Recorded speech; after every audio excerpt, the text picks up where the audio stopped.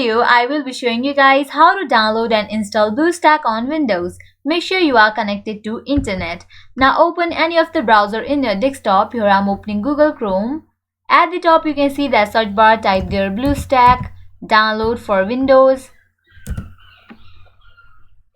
Now here you can see the link for downloading Bluestack. Just click on this link.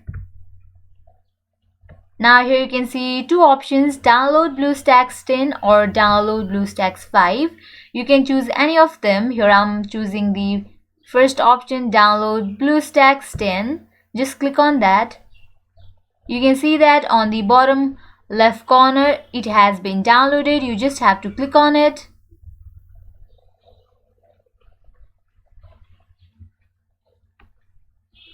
Wait for a few seconds, it is in the process. Click on install anyway.